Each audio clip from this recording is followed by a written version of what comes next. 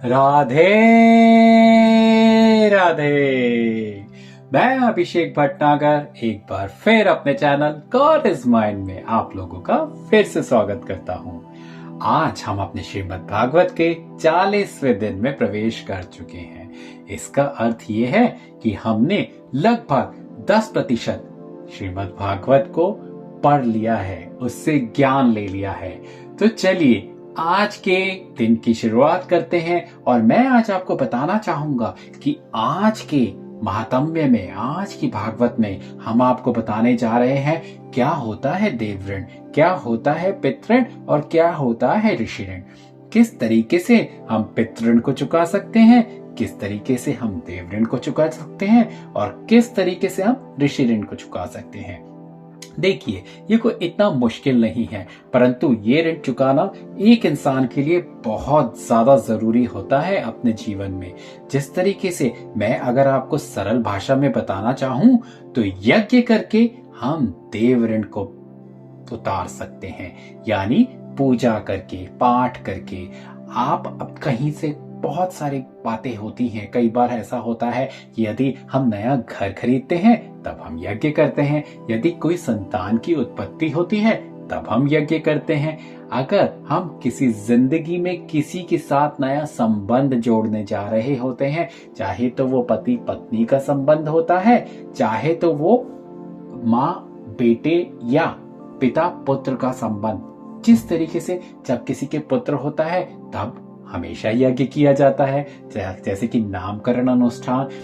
जब पति पत्नी का संबंध किस तरह होता है, जब अग्नि के समक्ष 7 फेरे लिए जाते हैं, तो इस तरीके से उतारे जाते हैं सारे ऋषि ऋण।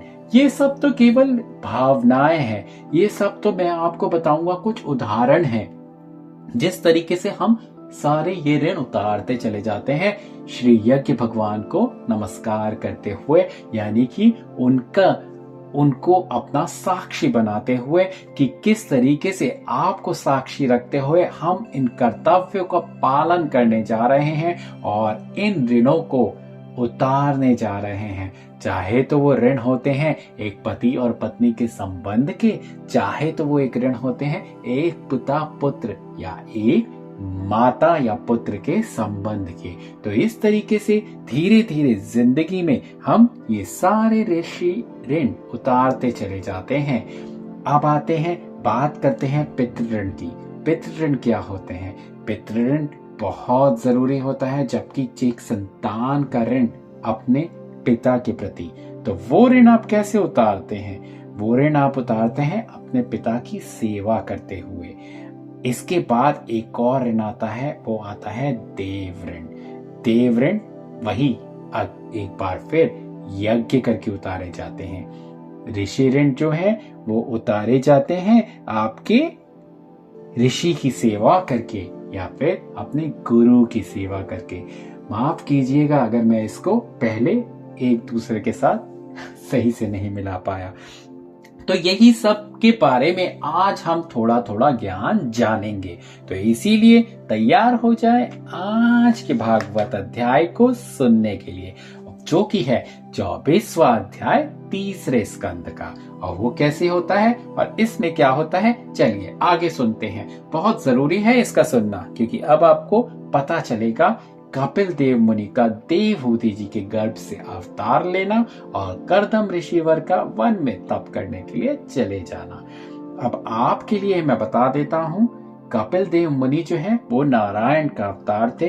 देवहूति शतरूपा और स्वयंभू मनु की पुत्री थी और कर्दम ऋषिवर ने तपस्या की थी अपना विवाह करने के लिए, जिस वजह से क्योंकि उन्होंने हजारों वर्ष तक तपस्या की थी और जब उन्होंने भगवान नारायण को अपने सामने पाया तो उनसे जो उन्होंने अवतार या अपना जो एक पूजा करने का या तपस्या करने का जो आशीर्वाद मांगा वो था विवाह। इसलिए भगवान नारायण की आंखों से आंसू गिर गए थे, जिस वजह से कुरुक्षेत्र में स्थित बिंदुसर तीर्थ प्रकट हुआ। ये कहानी हम आपको पहले बता चुके हैं।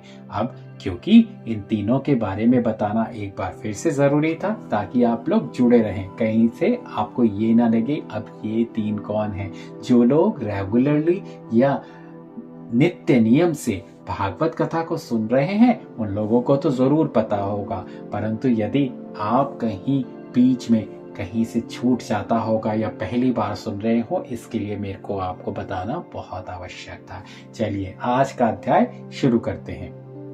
मैत्री जी ने कहा, हे विदुर, जब देवहूति के गर्भ से कपिल देव मुनि ने वास किया तब कर्दम ऋषिवर उसके मुखारविंद का प्रकाश देखकर बोले, हे राजपुत्री, तेरे गर्भ में परमेश्वर अवतार लेने के वास्ते आए हैं, सो तू किसी बात की चिंता मत कर। अब हम तप करने के लिए जाएंगे, तुम मेरी प्रीति कम करो।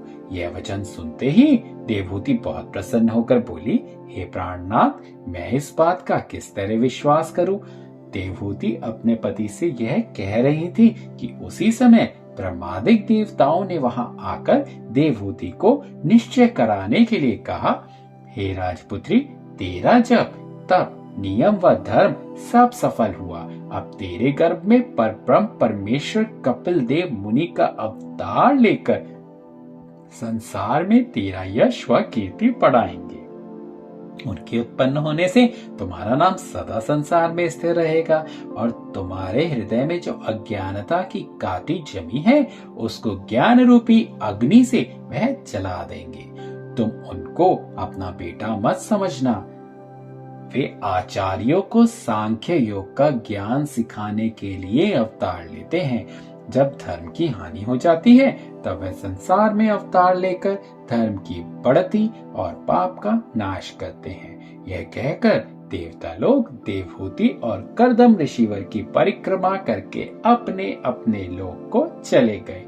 देवहूति को हरि मंदिर जानकर उसके दर्शन करने से वे बहुत आनंदित हुए। जब 10वें महीने बीतने के उपरांत कपिल देव मुनि जी ने अवतार लिया तब कर्दम ऋषिवर परमेश्वर के सब लक्षण उनके अंगों में देखकर बहुत प्रसन्न हुए। उस समय देवताओं ने आनंद की दुदुम्बी बजाकर आकाश से फूल बरसाए। दुदुम्बों से मतलब बहुत सारे बाजे और गर्जना करके उन्होंने फूल बरसाए देवहूति जी पर। गंधर्वों ने नारायण जी का यश गाया। अप्सराएं आकाश में आकर अपने अपने विमानों पर नाचने लगी।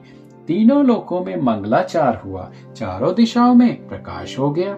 जब कर्दम ऋषिवर ने उन्हें पूर्ण ब्रह्म जाना तब उनके सामने हाथ जोड़कर इस प्रकार स्तुति किया, हे आदि पुरुष भगवान, तुम्हारा नाम लेने और दर्शन करने से संसारी जीव भवसागर पार उतर जाते हैं। आपका दर्शन बड़े बड़े योगी और ऋषिवर को भी जल्दी ध्यान में नहीं मिलता। मेरा बहुत भाग्य है जो आपने मेरे यहाँ अवतार लिया। कदाचित अब भी मैं मुक्ति पदवी को ना पहुंचूं तो मुझसे बड़ा तो अभागी किसी को नहीं समझना चाहिए। मैंने देवताओं के मुख से सुना था कि आपने ज्ञान का उपदेश करने के लिए अवतार लिया है, सो दया करके मुझे ऐसा ज्ञान बतला दीजिए कि जिस ज्ञान के प्रताप से इस शरीर को छोड़कर मैं भवसागर पार उतर जाऊं। जिस समय कर्दम जी यह स्तुति कर रहे थे उसी समय फिर ब्रह्मा जी, सनक, सनंदन, सनातन व सनत कुमार चारों भाई ने वहां आकर कपिल देव जी से हाथ जोड़कर विनती की, महाराज, जैसा आपने अपने मुखारविंद से कहा था वैसा करके अपना दर्शन हम लोगों को दिया। संसार में तुम्हारा नाम कपिल देव मुनि प्रसिद्ध होगा। फिर ब्रह्मा जी ने कर्दम जी से कहा कि अपनी 9 कन्याओं का विवाह आप 9 ऋषिवरों से कर दो। सो कर्दम जी और देवहूति जी ने ब्रह्मा जी की आज्ञा अनुसार कला नाम की कन्या का विवाह मरीचि ऋषिवर से, अनुसूया का विवाह अत्रि मुनि से, श्रद्धा नाम की पुत्री का विवाह अंगिरा ऋषिवर से, हवि नाम की पुत्री का विवाह पुलस्त्य मुनि से, गति नाम की कन्या का विवाह पुलह ऋषिवर से, योग्य नाम की कन्या का विवाह क्रतु ऋषिवर से, ख्याति नाम की कन्या का विवाह भृगु ऋषिवर से, अरुंधति नाम की पुत्री का विवाह वशिष्ठ ऋषिवर से, शांति नाम की पुत्री का विवाह अर्थवर्ण ऋषिवर से कर दिया। सुख यज्ञ की सब क्रियाएं अर्थवर्ण वेद के प्रमाण से होती हैं। विवाह करने के उपरांत ऋषिवर लोग अपनी अपनी स्त्री समेत कर्दम जी और देवहूति जी से विदा होकर आनंद पूर्वक अपने अपने स्थान को चले गए। ब्रह्मा जी और सनकादिक ऋषिवर भी कपिल देव मुनि जी को दंडवत करके वहां से चले गए। कर्दम जी ने अपनी कन्याओं को विदा करके कपिल देव मुनि से विनय किया, हे महाप्रभु, संसार में यह जीव बारंबार जन्म मरण में फंसे रहने से मुक्ति पाने की इच्छा नहीं करते और अनेक प्रकार के दुख उठाकर भी दुख देने वाले इस अधर्मी को नहीं छोड़ते। इसका क्या कारण है, ये तो बताएं। और ये बहुत ही महत्वपूर्ण प्रश्न है जो कि कर्दम जी ने कपिल देव मुनि से सुना तो पूछा था, तो अब उसका उत्तर भी सुनिए। और आपसे यह भी पूछना चाहता हूँ कि कौन उपाय करने से यह मन जो परिवार के माया मोह, परिवार और संसारी सुख में फंसकर नष्ट हो रहा है, इस माया रूपी जाल से किस तरह छूट सकता है। कर्दम जी का यह वचन सुनकर कपिल देव मुनि ने कहा, हे ऋषिवर और हे पिता, तुम्हारी इच्छा पूरी हुई। जब मनुष्य संसार में जन्म लेता है तब 3 ऋण, देव ऋण, पितृ ऋण, ऋषि ऋण उस पर रहते हैं। सो तुम यज्ञ करके देव ऋण, वेद पढ़कर ऋषि ऋण और संतान उत्पन्न करके पितृ ऋण, तीनों ऋणों से और ऋण हुए। अब हरि भजन करना तुम्हारे लिए बहुत अच्छी बात है। जो तुम अपना मन संसार से विरक्त किया चाहते हो तो धीरे धीरे साधना करने से संसारी प्रीति छूट जाती है। तुम इस तन को झूठा समझो। जिस तरह पानी में बुल्ला उठता है, उसमें मिट्टी, पानी, आग, हवा व आकाश कोई वस्तु नहीं होती, उसी तरह इस तन को निषिद्ध समझकर इसका अहंकार मत करो। प्राण निकलने के वक्त यह निषिद्ध, यह प्रेम उस वस्तु से करे। प्राण निकलने के उपरांत यह शरीर किसी काम में नहीं आता, इसलिए शरीर से प्रीति करना ना चाहिए। प्रेम उस वस्तु से करो जो सर्वदा स्थिर रहे, उसका कभी नाश ना हो, जिसके प्रकाश से इस तन में चलने, सुनने, देखने और खाने पीने की सामर्थ्य है, उसका ध्यान करो। उस चमत्कार को सब जीवों के तन में मेरी शक्ति समझकर किसी वस्तु से प्रीति मत करो। मेरे प्रकाश को प्रतिदिन अपने शरीर में ध्यान धर कर देखो, जब तुम्हारा चित्त शुद्ध हो जाएगा।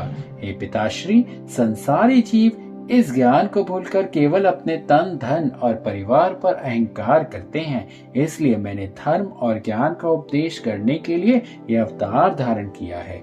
हे ऋषिवर, काम, क्रोध, लोभ, मोह, मद और मत्सर 6 शत्रु मनुष्य के शरीर में रहकर संसारी जीवों को बुलावा देकर नष्ट कर देते हैं। उन्हीं के मद से मनुष्य अंधा होकर अधर्म करता है। जो उनके वश में होकर उन्हें अपने अधीन रखे, वह मनुष्य वन में रहे चाहे घर में, उसे जीवोन्मुक्त समझना चाहिए। जब तक मनुष्य अपने शरीर, अपनी स्त्री, अपने पुत्र और परिवार को अपना जानता है, तब तक उसको मृत्यु और सब किसी से डर है। जब उसे मेरी आज्ञानुसार ज्ञान प्राप्त होता है, तब वह कालातीत सबसे निडर हो जाता है। इतनी कथा सुनाकर मैत्री ऋषिवर ने विदुर जी से कहा, यह ज्ञान सुनते ही कर्दम जी ने अपना मन विरक्त करके कपिल देव जी से विनय किया, महाराज, अब मुझे कहिए तो मैं वन में जाकर आपके चरणों का ध्यान करूं।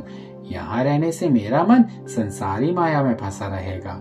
आप यही ज्ञान अपनी माता देवहूति जी को सुनाकर भवसागर पार उतार दीजिएगा। यह बात सुनकर कपिल देव जी ने कहा, हे पिताश्री, तुम वन में जाकर हमारे स्वरूप का ध्यान करना और साधु महात्मा की संगति करना, जिनकी मंडली में सदा मेरी कथा, कीर्तन और चर्चा होती है। उनके सत्संग और मेरे ध्यान के प्रताप से तुम्हारा मन फिर संसारी माया की तरफ नहीं दौड़ेगा। तो यहाँ पर समाप्त होता है हमारा आज का 24वां अध्याय।